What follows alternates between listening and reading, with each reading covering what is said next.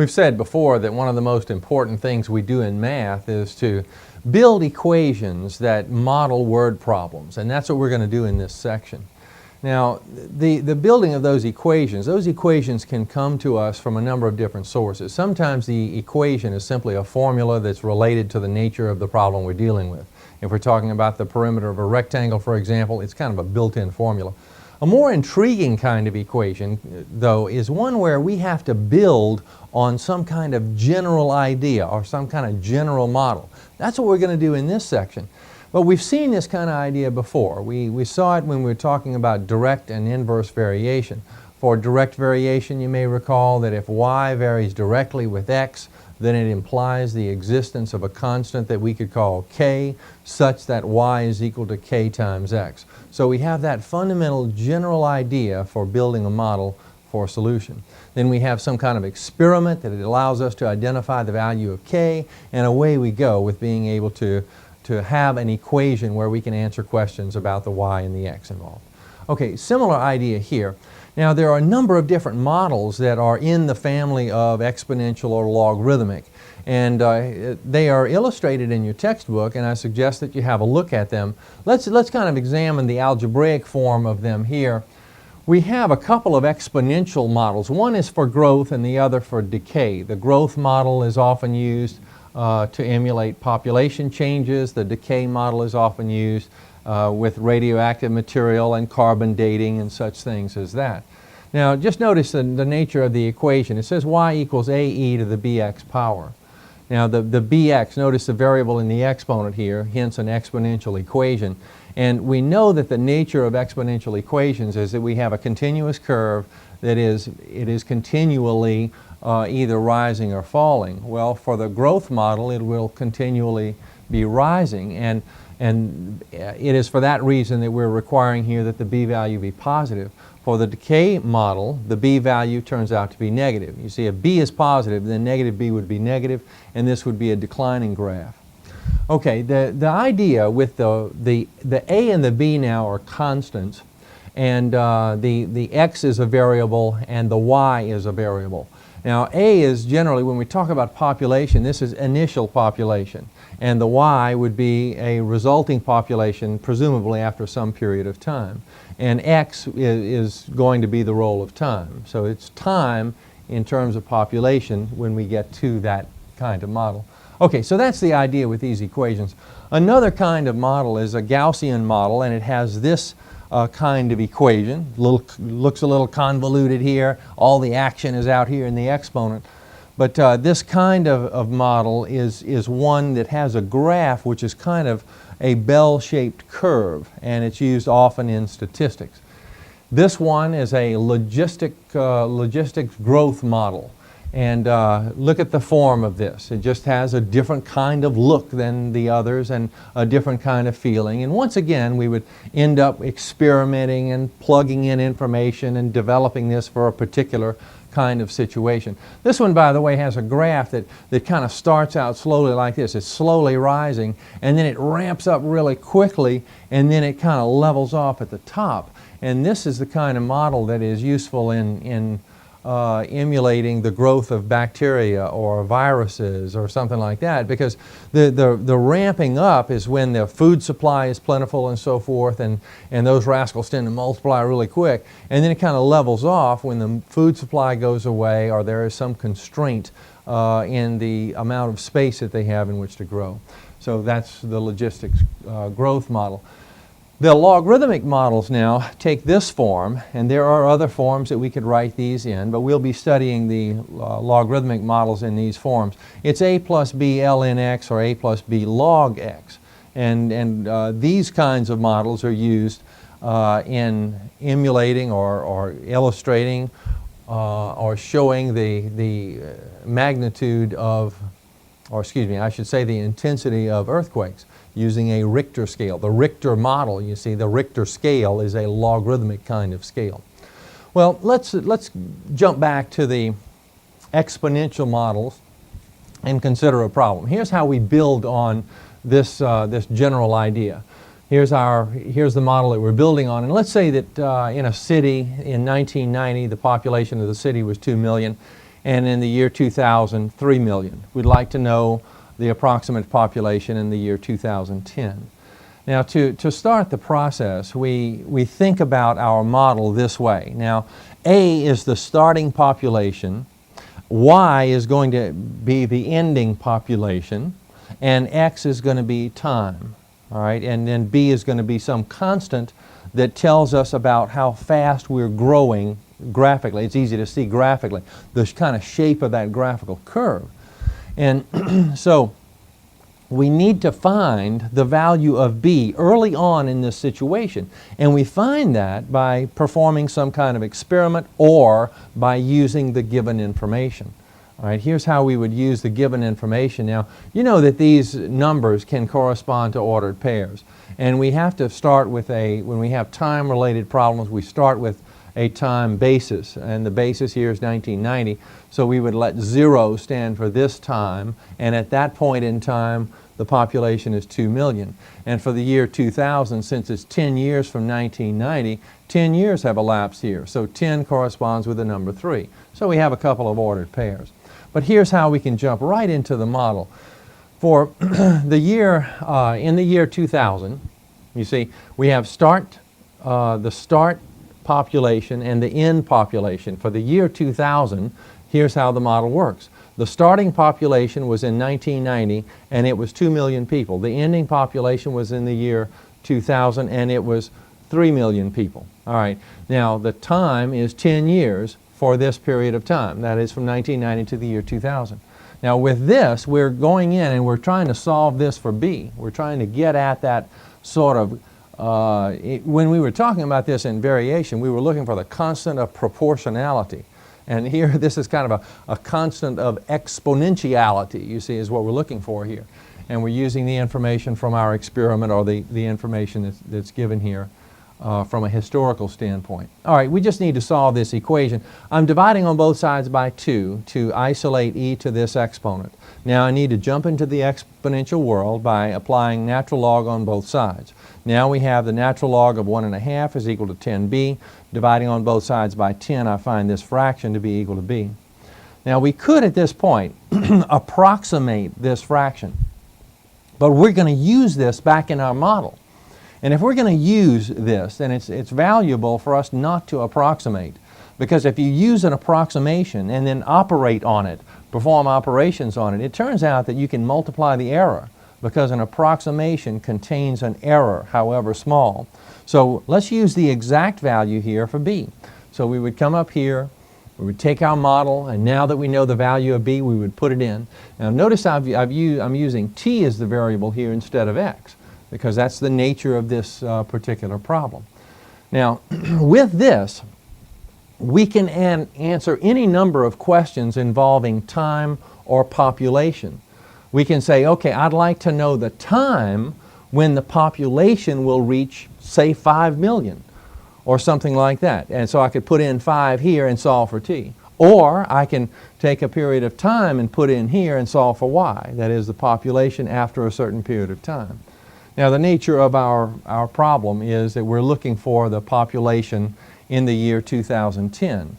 So let's see, what would t become? Well, we started as the basis year, 1990, and so you calculate a period of time from 1990.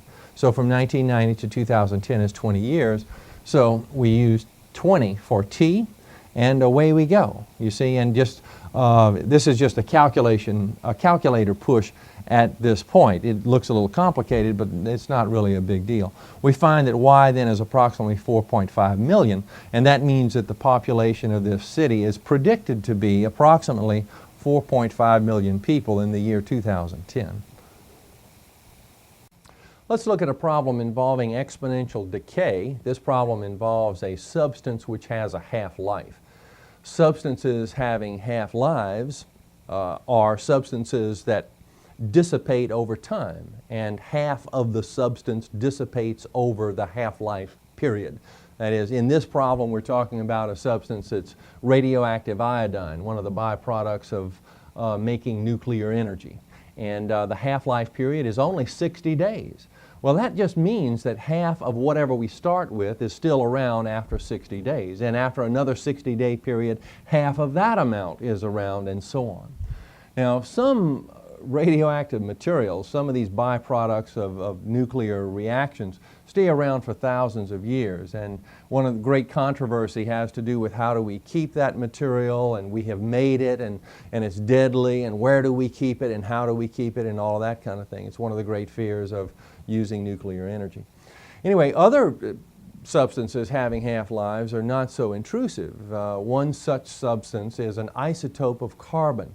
Now, all living organisms are carbon-based, and a lot of times the age of organisms can be dated by using this carbon-14, this isotope of carbon, because it has a particularly stable half-life, and it has a very long half-life, so it can be measured, and then the age of substances that have died, the bones, for example, of dinosaurs and things like that, can be established quite easily or very accurately using that method. Okay, and here is that method. Here's what could be used in that circumstance, but here we're only using radioactive iodine. At any rate, let's suppose that 20 grams are released. 20 grams of this substance is released from this nuclear reaction. How long will it take for the radioactive iodine to decay to a level of 1 gram? Well, we could figure it out by saying, gee, in 60 days, if we start with 20 grams, in 60 days we'll have 10 grams. In another 60 days we'll have 5 grams. In another 60 days we'll have half of that, and so on. So we could kind of get at it like that. But let's make a mathematical model to tell us how long it's going to take for 1 gram to remain. And we start with our basic model, y equals ae to the bt power. Now notice I'm using t as the variable because we're talking about a time here. We could talk about this as an x if we want to. Also, I might mention to you that sometimes instead of using an a here, a c is used here for the initial quantity. And sometimes this constant that is going to tell us about how the graph behaves is a k rather than a b, but it doesn't really make too much difference. All right, it's important to know that the a, this coefficient of E, is an initial quantity, and the Y is the quantity remaining after a certain period of time. That's a very important idea. Now, the first thing that we generally do in problems like this, where we're using kind of information or an experiment, is to establish the value of that B, or in some cases K. So we're using the information, and here's how we use it. We have a half-life situation involving 60 days for a half-life of the material. Now, in this problem, we are starting with 20 grams of the stuff, and after 60 days we have 10. So we could kind of fill in like this if we want to. You see, and now dividing on both sides by 20, we get this, and then 1/2 equals e to the 60b, and now we would go about solving for b. But I think it's important for us to realize that there's nothing magical about using 20 and 10, because after all, if we start with any quantity right here, we're going to have half of that amount over here. That is, we could start with 10 and have 5 over here. We could start with 4 and have 2 over here. And in all of those circumstances, once we divide by this coefficient, we're going to get 1/2 over here. As a matter of fact, we could start with a very general value a. You see, and then over here we would say, okay, 1/2 of A is remaining after 60 days. You see, and then A divides out on both sides, so we have the 1/2 over here as expected. All right, now let's continue from here. We would go into the exponential world by using logarithms. We would say ln 1/2, well, I'll use 0.5, equals ln e to the 60b. We're solving for b now. ln 0.5 then is 60b times ln e, which goes out. Dividing on both sides by 60, we find b to be ln 0.5 over 60. Now, it's important to realize that ln 0.5 is a negative value, and of course 60 is positive. But because we have a fraction that turns out to be negative, the model, the graph of the model, will descend. You see, that's why this is a decay model, because we're constantly reducing the amount of material that we have over time. All right, now let's use this information about B to solve our problem. We rewrite our original equation. Now 20 is the initial quantity of material, and the B value has been established, and that allows us then to solve any number of questions or answer any number of questions having to do with time and quantity remaining. You see, we could make this quantity remaining anything we want to and figure the time, or we could say how much quantity is remaining after a certain amount of time. We could fill in for either one of these and solve for the other. Okay, in this problem we want to know the time associated with a quantity of 1. And so we just pop in a 1 here and then solve for t. So let's see, we would divide on both sides by 20 to clear this coefficient, so we would have this, and then we would jump into this exponential world by using logarithms, ln on both sides, and then on the right side this exponent becomes the coefficient and the ln e goes out. And now we'd like to isolate the t. One way to do it is in 2 steps. We could use a one-step method, but the 2-step method is to clear the fraction first. Multiply on both sides by 60, and the fraction clears here, and we have 60 as a coefficient over on the left. And then we would divide by ln 0.5 on both sides, and then evaluating using the calculator, we would find the time to be approximately 259.3 days to have 1 gram of that material left. In this problem, an exponential equation is used to model a population problem. It says the population P of a city is given by the equation P is equal to 25,000 e to the kt power, where t is the time in years with t equals 0 corresponding to the year 1990. Now, let's stop right there for just a moment. The situation is implying that in 1990 the population of the city is 25,000. And since that is the basis upon which we're building our equation, t, the time, is 0 corresponding to that year. All right, let's continue. In 1945, the population was 3,350. Find the value of k and use this result to predict the population in the year 2010. Now, we're asked first to find the value of k. We'll use the information about the population size in the year 1945 in order to do that. So we'll replace within our equation 3,350 for p. And in place of t, we'll write the time of negative 45, because 1945 is 45 years prior to 1990, the basis for our model. All right, now let's solve for k. Dividing on both sides by 25,000 gives us this result. Notice we cleared the 25,000 on the right, we get a decimal on the left. Now we're in a situation where we apply natural log on both sides, giving us this, and on the right we apply the power property to write negative 45k as the coefficient of ln e. Of course, ln e is 1 and it goes out. And now, dividing by negative 45 on both sides, we find k to be this rather long decimal. So what we'll do is replace this value of k into our mathematical model. So k is replaced with the long decimal, and we have this relationship between population and time. Now notice, with this relationship, we can find the population given any amount of time after the year 1990. Or on the other hand, we could find the amount of time that it takes for the population to reach a certain level above 25,000. In our problem, we're asked to find the population in the year 2010. So what we'll do is we'll replace t with the amount of time that has elapsed between the year 1990, our basis year, and the year 2010. Well, that's 20 years. So let's replace t with 20. Now it's a calculator problem, and we simply multiply 20 times the long decimal, raise e to that power, multiply by 25,000. We find p to be approximately 61,079. So we can write our answer. The population of the city in the year 2010 will be approximately 61,079.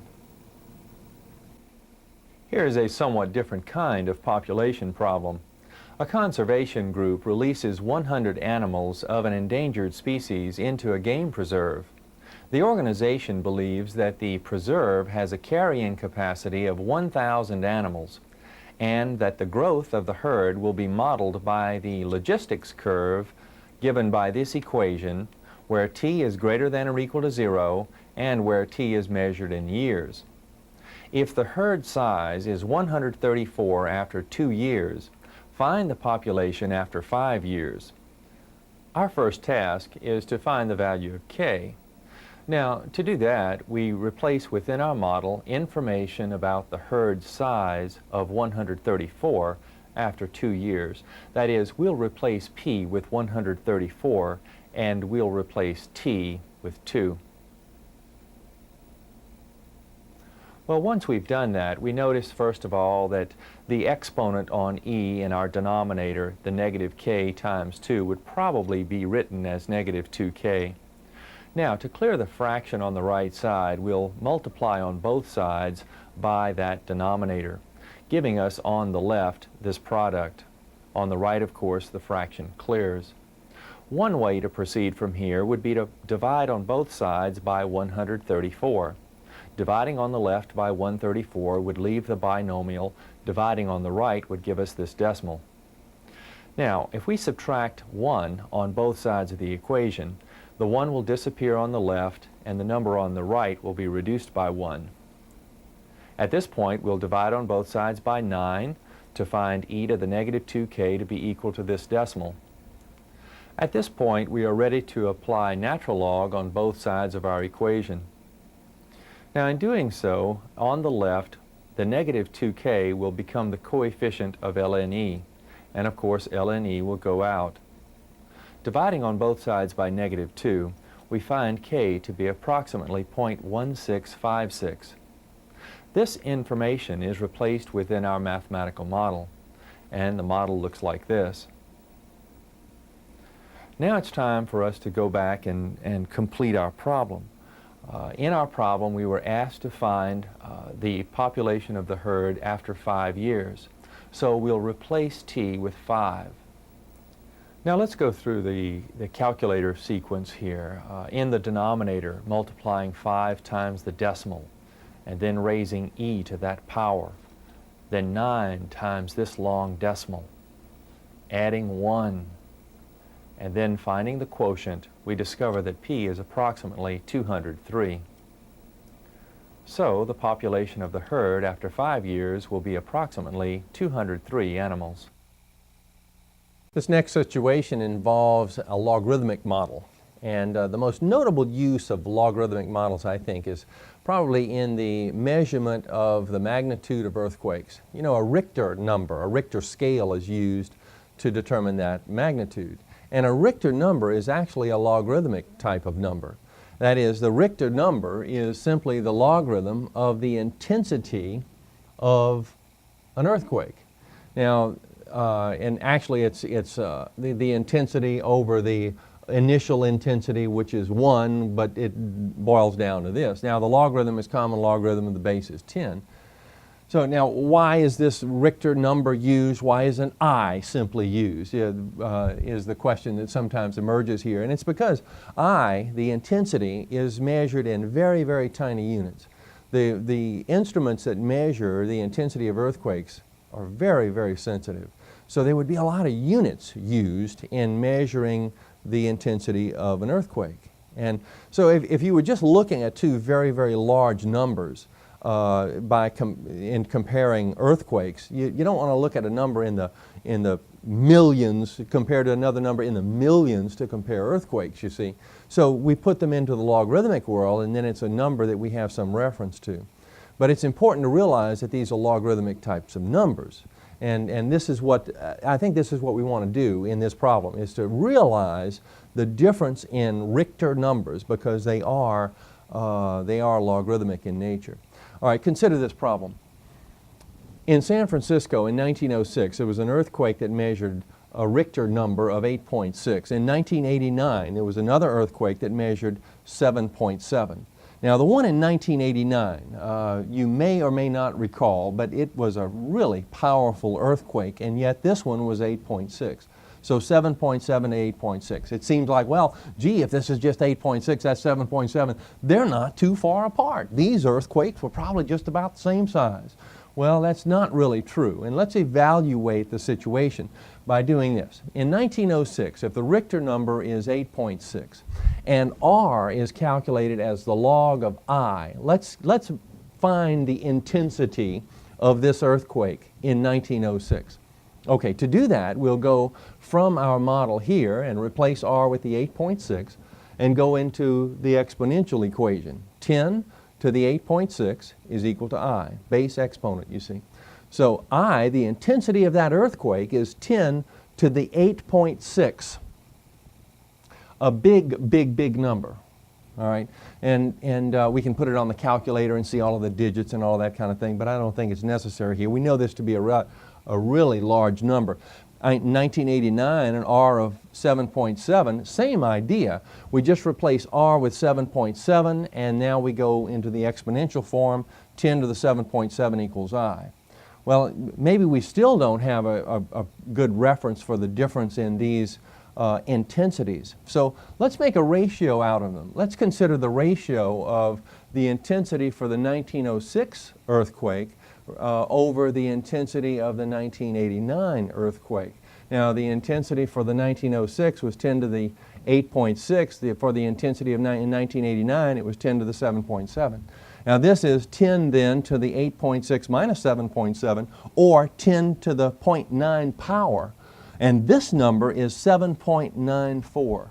7.94. So that just means that the earthquake in 1906 was almost 8 times as intense as the one in 1989. A really, really powerful earthquake. Well, we're talking about mathematical models here, and we're talking about ways to generate those models. And we've talked about exponential forms and logarithmic forms and variations on those themes, the Gaussian model and so forth. Well, another way to generate a model generally is to take information that is in ordered pair form. So we have a group of ordered pairs, and this information might be historical in nature or something like that. But we can take this group of ordered pairs and we can make a scatter plot out of those ordered pairs. That's just plotting those points. And then after plotting the points, we can use the graphing calculator to draw a graph that best fits those points. So the first order of business is to gather the information. The next order of business is to make a scatter plot. The next order of business is to use the calculator to identify some kind of regression model. Now, the process is called regression, and there are various regression equations built into the calculator. And some of them will give a relatively better or worse fit than another. And there is a number that gives us information about how good the fit is. And with the calculator, we can see how good the fit is by graphing the scatter plot and then graphing the regression equation that we are talking about and see if it fits. But we have a correlation coefficient that also gives information about how good the fit is. Well, I've chosen some ordered pairs, some information, just to put into the calculator in order to investigate this idea. Let's have a look at the graphing calculator now. To enter the data, we press Stat and then Enter. Now, notice the little 1 is highlighted there for edit, so pressing Enter, and you'll notice that I've already entered the information. Let me show you how each item is entered. If I want to take this 0.9 and change it to 1.6, and I would enter 1.6. Now notice that the digit and the digits and the decimal are being shown at the bottom of the screen. And then when I press enter, they show up in the list. All right, so I'll change it back to 0.9 the same way I did before. I'll just highlight that top item and press 0.9 and then enter, and there we go. And the icon jumps automatically to the next item, so we can enter them in order like this. Well, let's go back to the main screen. I'll press second and then quit. Now we'd like to see a scatter plot, and the scatter plot is accessed by second function and then stat plot, which is the button here at y equals. It's the second function on y equals. Now I'd like to just turn the plot on. The icon is on number 1 now, and if I press enter, then I'm on an on-off switch right here, and it's flashing on, so I'll press enter again.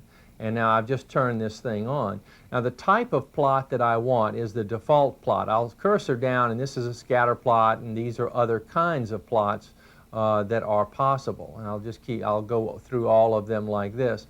And then the next thing on the list is that the X list, the items composed of X values, are in L1, and certainly they are because that's the way we entered them, and the Y values are in L2, and that's the way we entered those. So just the default settings are all that we want at this point. We could make different settings, though. We could designate that L3, for example, would be the Y components of these if we had items in list number 3. Also, the marks that are made on the graph can be changed using these various designations. But let's just use the default item, and away we go. Let's go to zoom now. Incidentally, if we don't go zoom and just go graph, then the graph looks like this, and there's our stat plot. Now, we'd like to sort of frame this in our viewing window, and to do that easily, we press zoom, and we want number 9. I'll show you what number 9 looks like on this window. It's zoom stat. I could have either pressed 9 or cursored down here and pressed enter, but when I do so, our stat plot items are all on board. Now we can trace from one to the next of these. I'm pressing trace, and then as I cursor to the right, I see the XY components of each of these items on the plot. And when I cursor to the right, I'm wondering why this one, for example, appears to be black. You see, it's all black, and the others appear to have some vacancy in the middle. Well, it's because, well, let's see, I'm at the second item now. It's 1.32.4, and then when I go to the right one more, it's 1.32.2. Oh, there are two of them that are sort of on top of one another here. You see, and I can cursor over to the right and access all of them in turn. Well, let's see, what we'd like to do now is lay a graph over this, perform a regression, and see what regression fits this information best.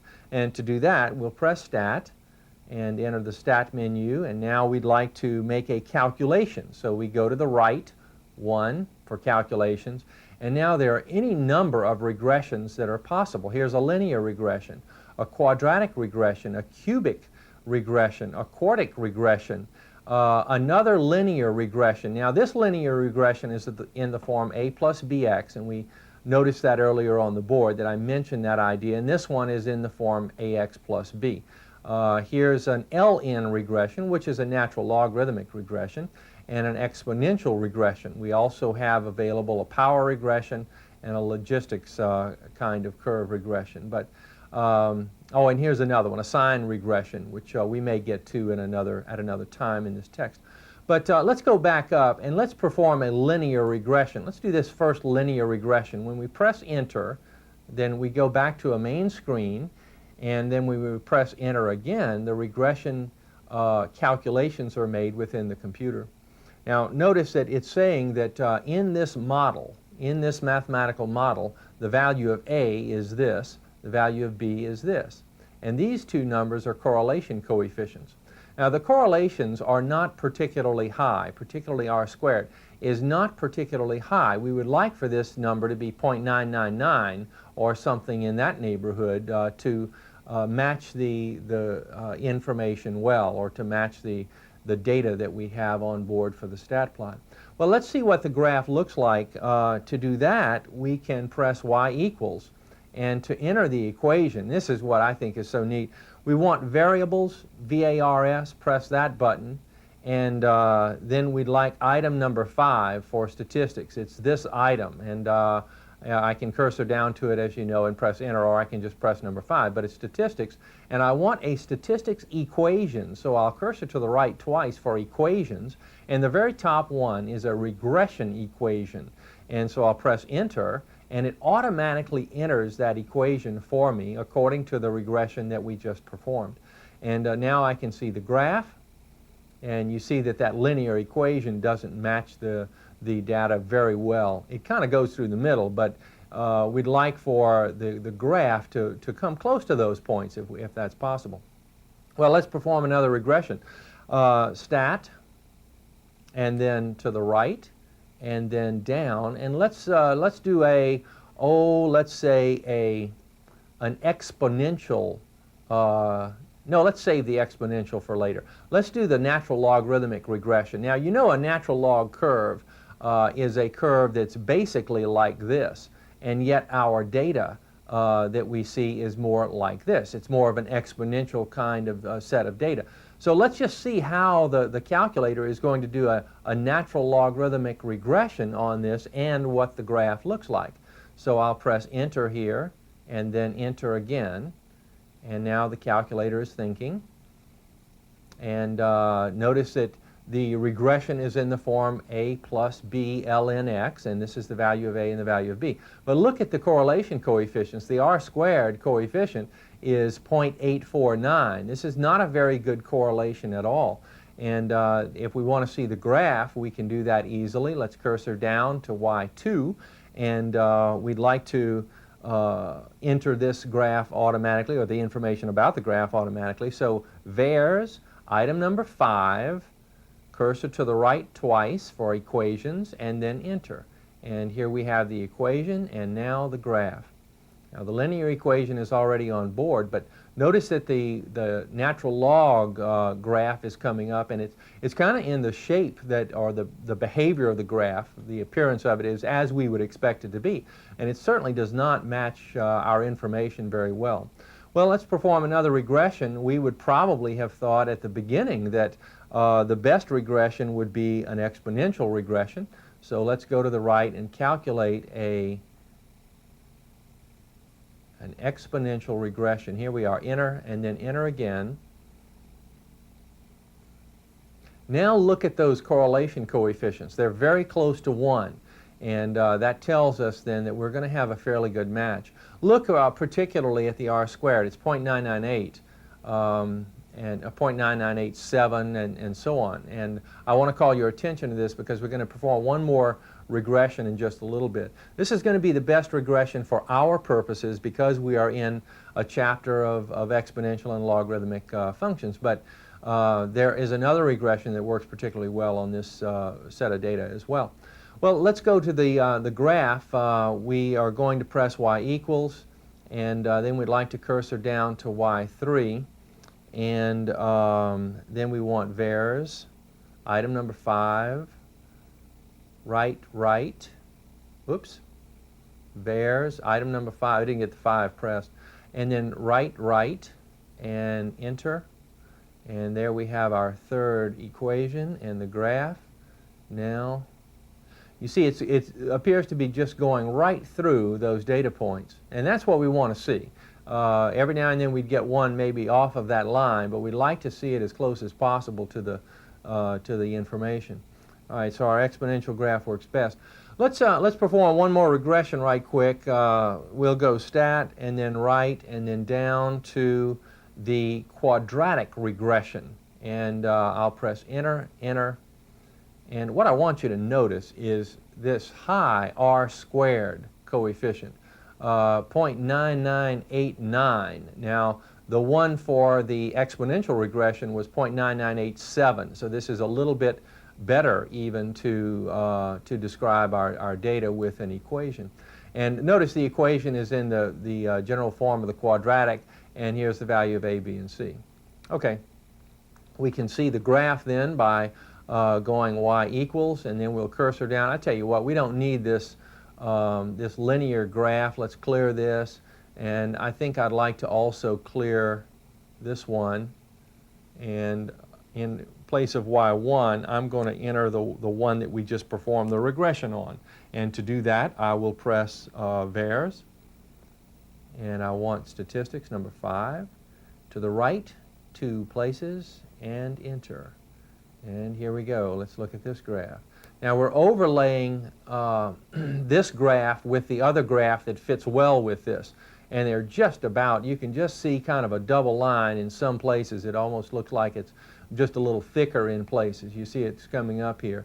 And so both of these match the information extremely well.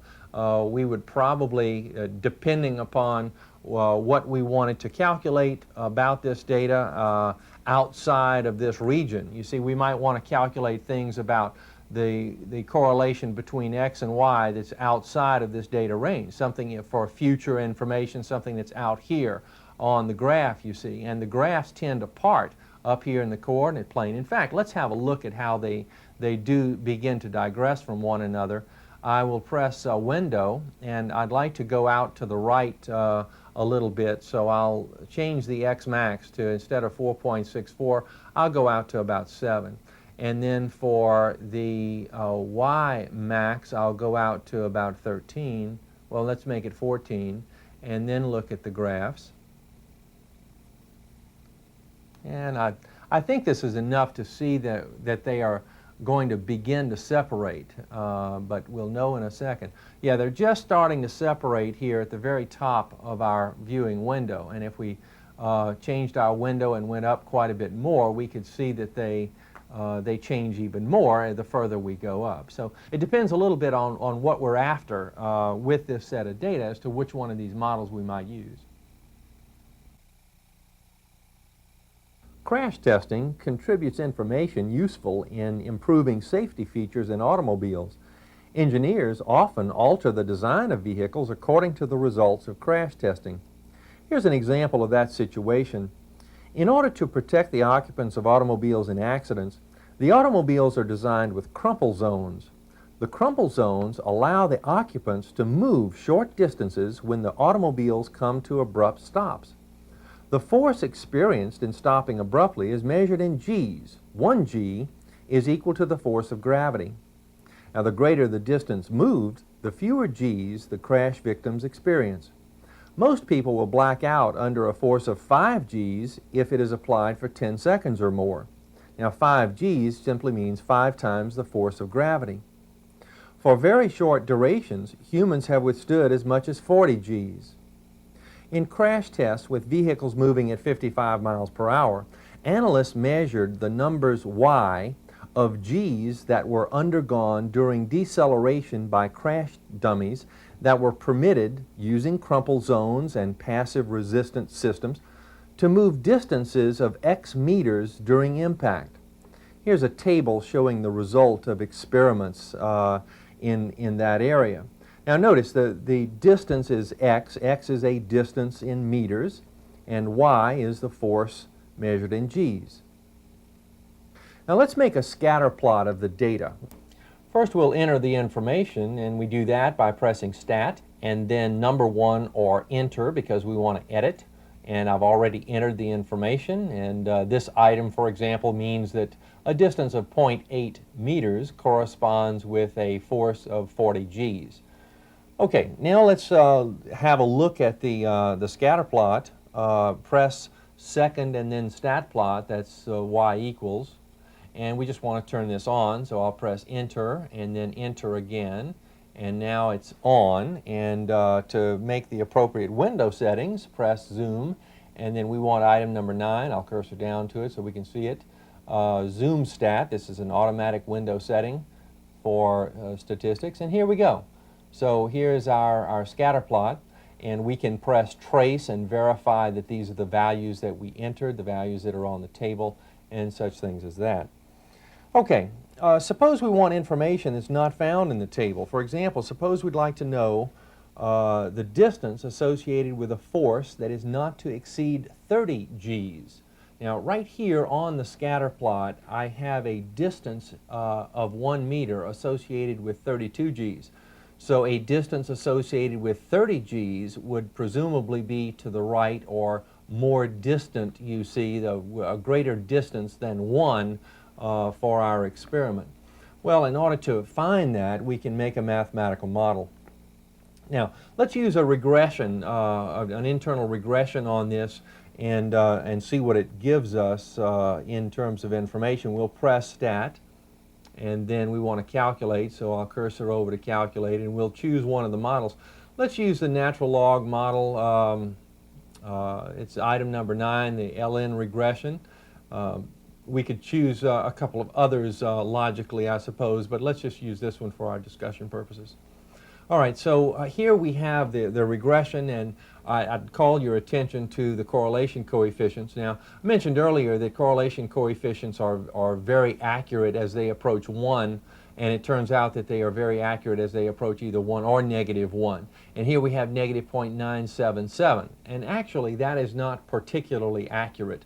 Let's see why. This emulates the data but not extremely well.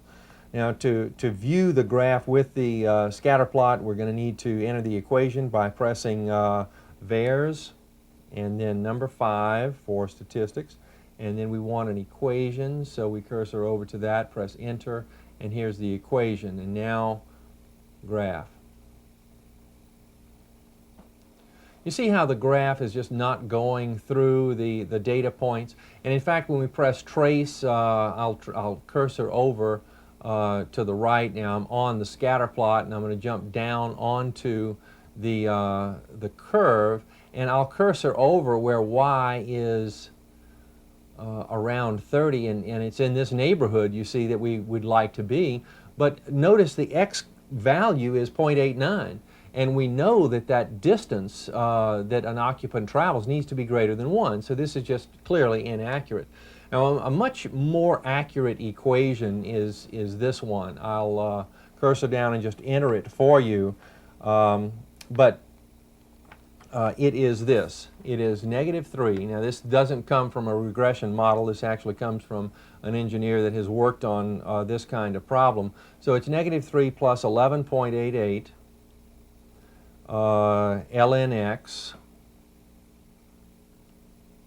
close parenthesis, plus a fraction, and the fraction is 36.94 divided by x. And now take a look at how accurate this graph is.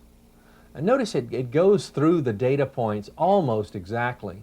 And this then would be a much better mathematical model to use for us to decide about a distance. And let's do that. Let's trace, and then I'll jump onto that, that equation. Here's y2, and we're on it here, and I'm going to cursor over. I'll just leave the right arrow button depressed, and I'm looking at the y's blinking at me, and I'm looking for a y that corresponds with 30, and oh, I don't see it here, and I'm just about off the graph. Well, let me change my window settings, and I'll change the x max to 2, and back to the graph, and the graphs will have to be redrawn.